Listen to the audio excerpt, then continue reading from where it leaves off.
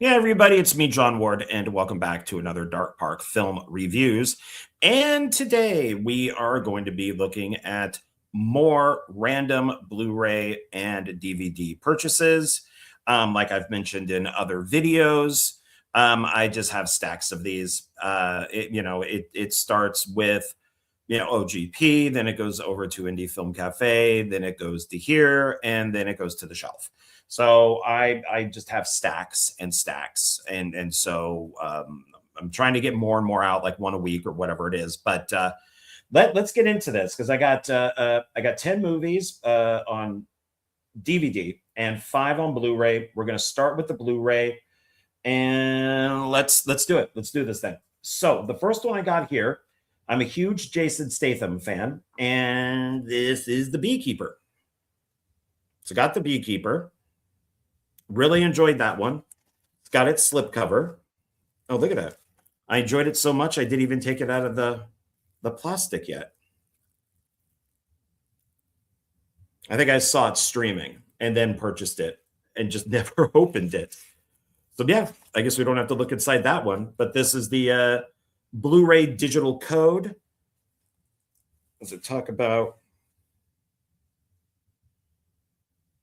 It doesn't list any sort of special features. I would assume there's something on here, audio commentary maybe, or behind the scenes or something, but there's nothing listed. Absolutely nothing. Maybe it's a bare bones disc. I don't know. That would be lame. But continuing with Jason Statham, this one I really did like, and I purchased it. So I purchased Beekeeper new and A Working Man used. So I think Beekeeper I got on sale probably around Christmas time. So it was 50% off, maybe something like that. And then this one I just purchased, just off of eBay used. This is the Blu-ray digital code. The code is still in there. Got to use it by 6:30. Oh, coming up on that, but it's still good, I guess. So if you guys want to, I guess, pause it on there if you want to. And let's see, what does this have? This is also David Ayer. So this is the director who also did Beekeeper. There is no special features listed on these. None. I got 2 here that look almost identical on the back, and there's no special features listed. Okay. I enjoy both of these quite a bit. So if there's none, there's none. What are you going to do? Here we have a Predator movie that I enjoyed it, but it has its problems. So Prey. I'm going to have to rewatch Predator Badlands, PG-13 Predator Badlands. I really did not like Predator Badlands. I'll probably own it just because I'm a completist and put it into here. This does have a fair amount of features. I think this is just the movie in here. Yeah, it's just the Blu-ray. I like the way the Predator looked. I like the setting. I don't mind the whole Native American thing. I thought that was fine. But Dan Trachtenberg, I don't think he's helping the Predator franchise at all. The thing that cracks me up about this one is people were bitching about it because they're saying, oh, it's not in the natives, Native Americans, language or something. And so I guess in here you could get it in 2 different versions. But I think there's 2 different, includes full length Comanche audio track. Really, that's the thing you're going to bitch about a Predator movie. You're not going to bitch about that everybody in this tribe is hot, that they can all be models. You're not going to complain that this little girl who's like 5'4", probably weighs like 80 pounds, can actually take down a predator. You're not going to complain about that. But you're going to be, a fucking asshole and be like, oh, it's not in Comanche, so we got to put, really? That's what you're bitching about. Um, yeah. So I think I need to rewatch this. I was not a huge fan when I saw it, but I mean, I thought it was okay. I did like that. I guess things all have to be tied together, but I do like that they find the like the rifle that Danny Glover sees in Predator 2. So there was a tie-in there. But it just cracks me up with people, well, why can't you release it in the language? Look, assholes, look, they're freaking supermodels. That's what you really is this how they really looked? You're just gonna bitch about the language. Fucking A, man. And speaking of fucking A, man, this is the film I liked. I don't care if people disliked it. It was probably my second favorite film. I want to say last year. And that is Tron Ares. I am a big Tron fan. I got Funko Pops of Tron. I got soundtracks. I own all the movies, and I really like Tron Ares. I don't care what people say. So this is the Blu-ray digital, and I've seen it a couple times now, and I like it. You could say it might be a little woke in some ways, but I didn't think it was too much. I guess that you could kind of look at it that way. But there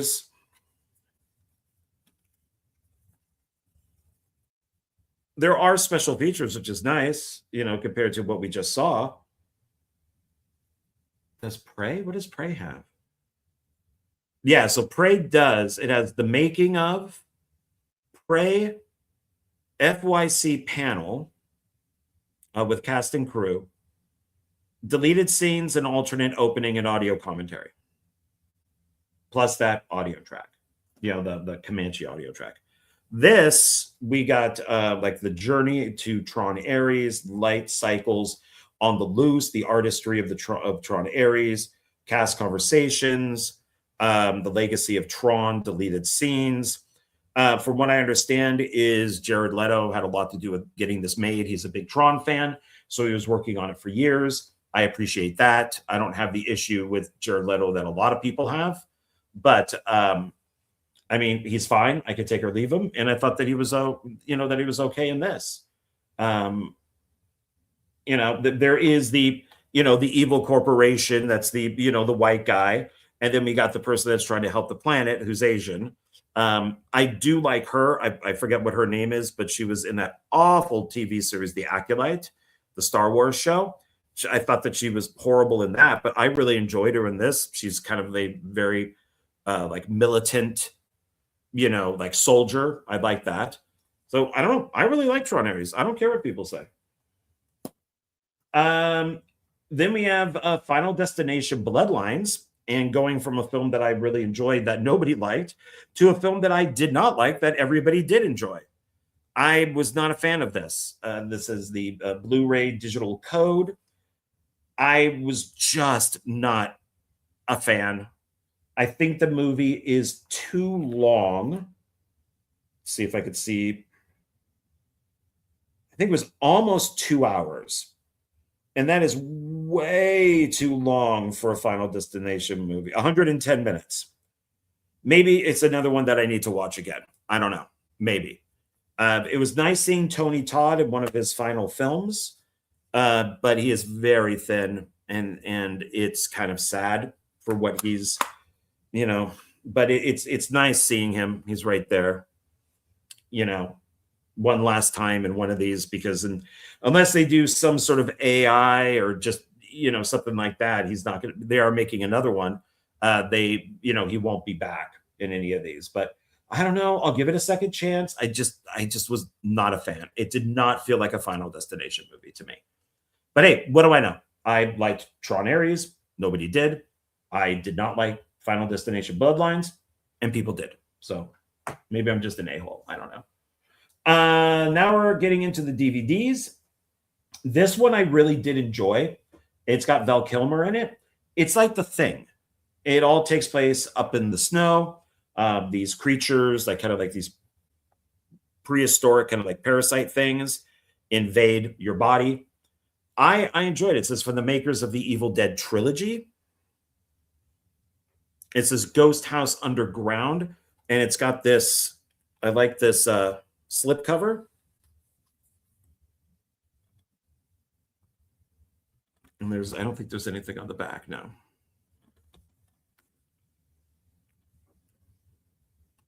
And it says Extinction Will Find You. I really did enjoy this. If you happen to find it, streaming, I would check it out. If you want like a good The Thing, ripoff, I guess, maybe, or just a film that's kind of like it. It's different enough, but and it's nice seeing Val Kilmer in there.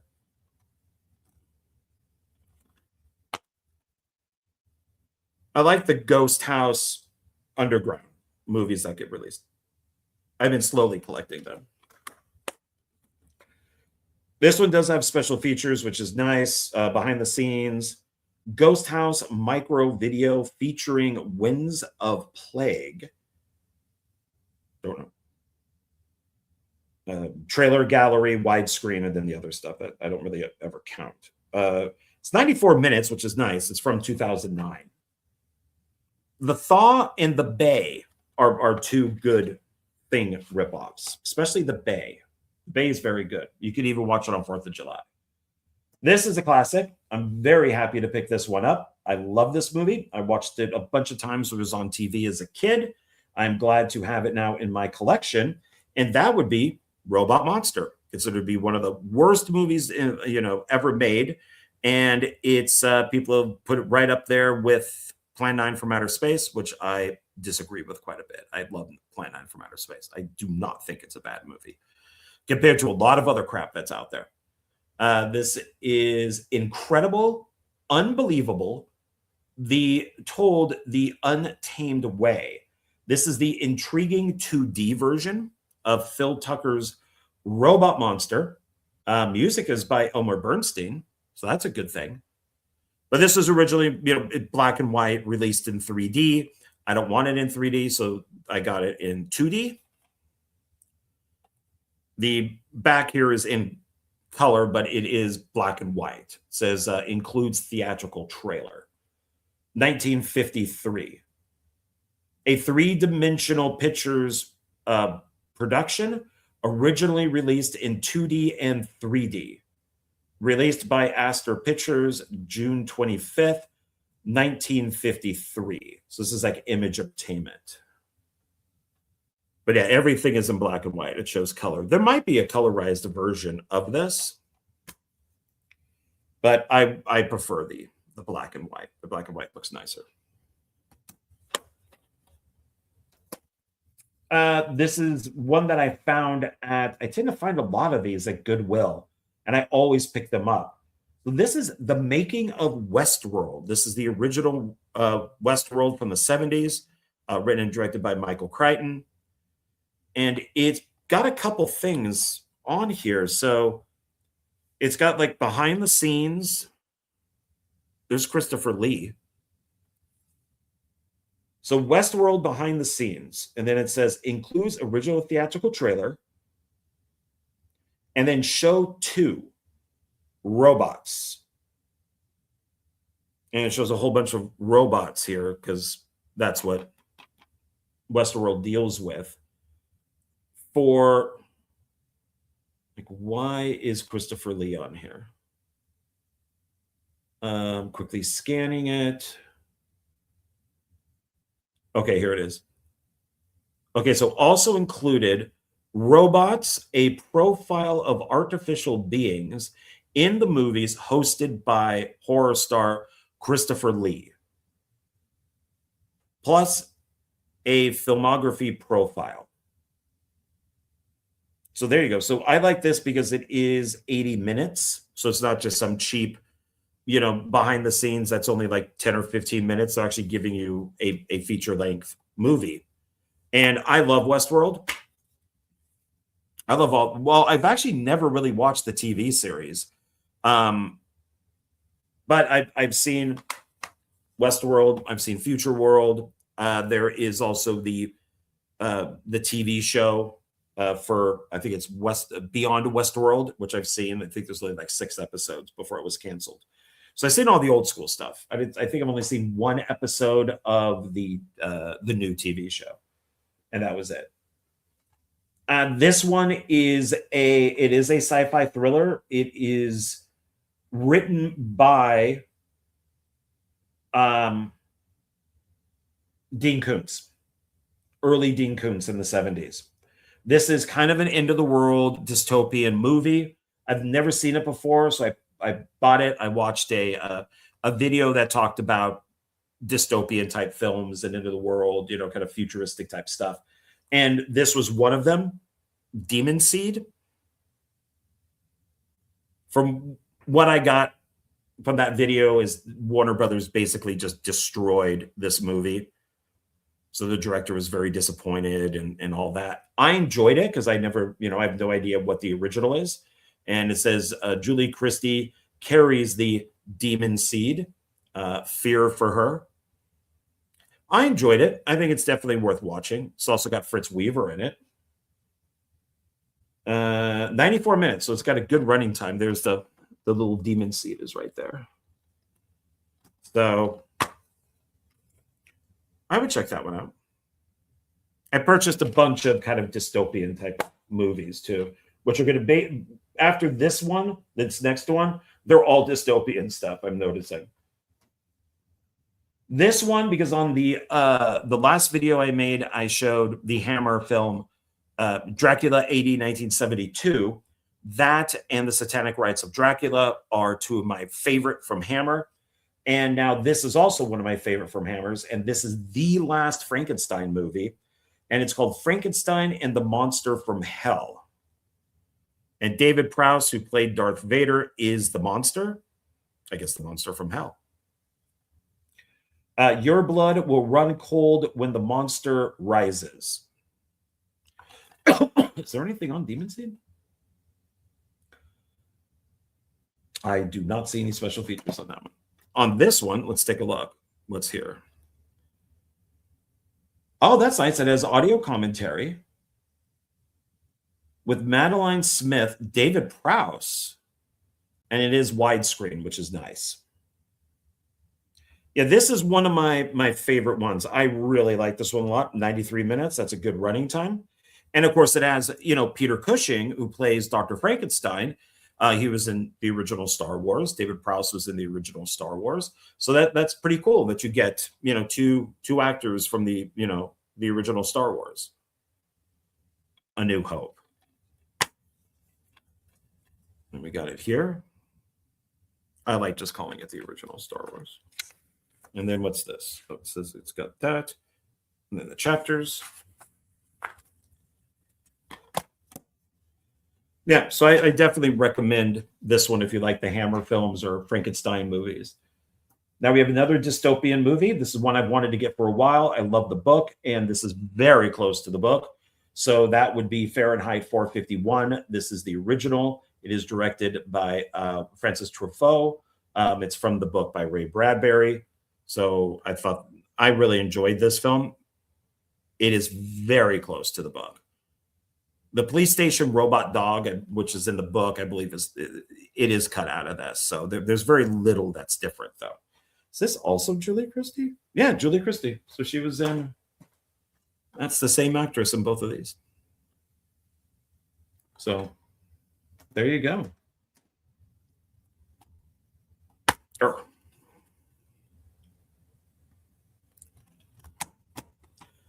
And this does have some special features. Let's see. The novel, a discussion with Ray Bradbury, the making of, it does have audio commentary with Julie Christie, the music, original title sequence of the feature, photo gallery, theatrical trailer.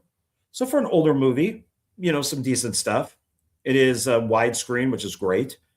Hour and 53 minutes. But for this, 2 hours for a great movie is worth it. Then there's No Escape. This is from the basically Gail Ann Hurd was one of the producers who did Terminator and Aliens. So this is Martin Campbell, who I really enjoy. Because everybody's on an island with a bunch of prisoners. They got to survive, you know, kind of defend themselves. It's got a good cast in it. In the year 2022, so far in the future, John Robbins, Ray Liotta, whatever, the guy from Goodfellas, a former Marine captain, has been sentenced for assassinating his commanding officer and is banished to a secret and remote prison island run by the warden. In this prison of the future, inhabited by society's most violent and feared criminals, Robbins is left to the mercy of the elements and his fellow man. So that's like half of what it says. It's a long description. But Martin Campbell he's a good director. I believe he ended up directing a couple of the James Bond movies. So he is a good director. Rocketeer, stuff like that. This one I have not seen. It was basically on a list for movies you should watch that are dystopian. That is, speaking of James Bond, Daniel Craig, Renaissance, Paris 2054. And it's animated. Yeah, looks like it's black and white. An animated and cinematic wonder.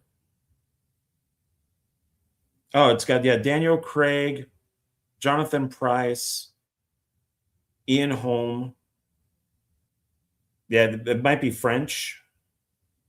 106 minutes, doesn't list any special features, though. It's from Echo Bridge Home Entertainment.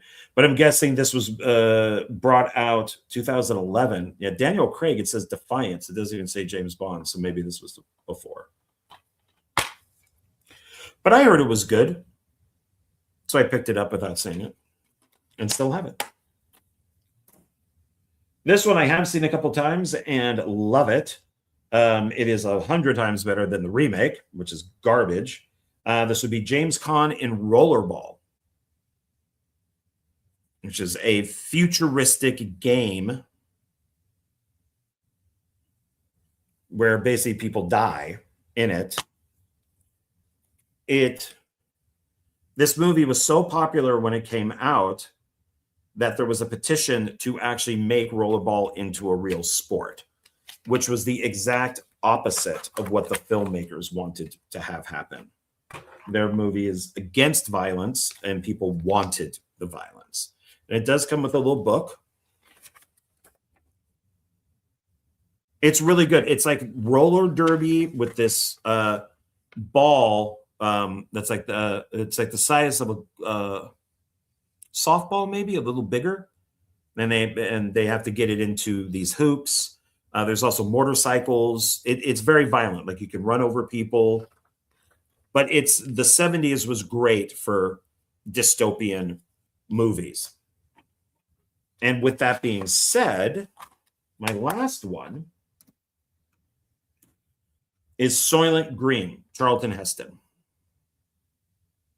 And if you know this, you know, I'm not going to give away the ending, but it does say in the distant future of 2022, people are still the same. They'll do anything to get what they need, and they need Soylent Green. I enjoy this. I'd never seen it before.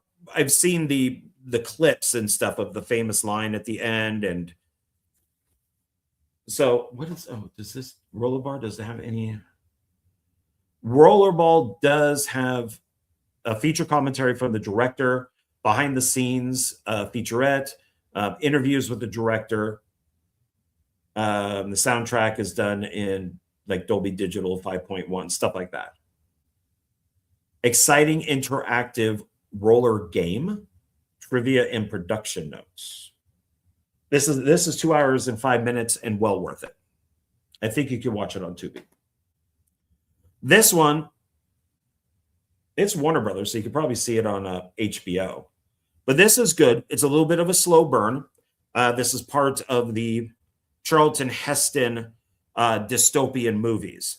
So there is Soylent Green, there is The Omega Man, and Planet of the Apes. So that's his dystopian, trilogy. There is, who directed this one? Richard Fleischer, who did, I know him from Conan the Destroyer. Joseph Cotton is also in this. Chuck Connors. Edward G. Robinson. So Edward G. Robinson is an old school actor.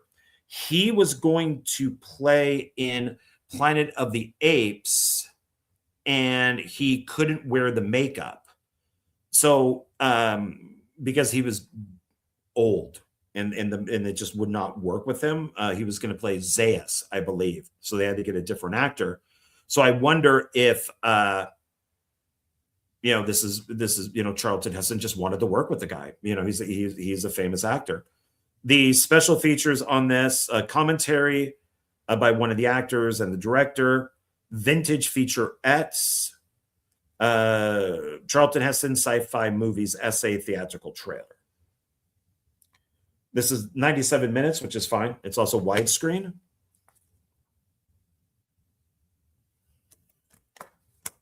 So there you go. Lee Taylor Young is the female star of this. Okay, so that's it. So let's do a quick recap. So Soylent Green,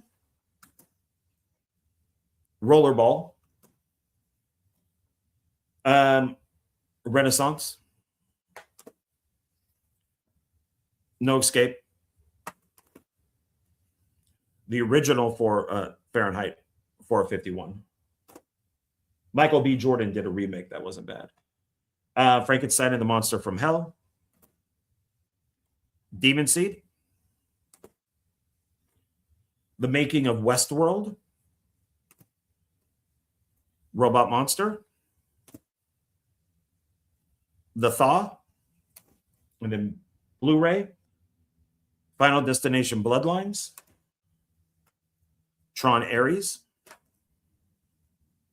Prey, A Working Man, and The Beekeeper. There we go. That's everything. All right, everybody. Thanks a lot. I really appreciate you watching. And I got some stuff planned coming up, so please join me for that. If you've made it through this whole video, I really do appreciate it. Like, share, comment. Let me know if you agree with me or disagree with me. You could just say, maybe in the comments if you like a particular movie or not. It's always interesting to hear from you guys. So that's it until next time. All right. Thanks a lot, everybody. Bye.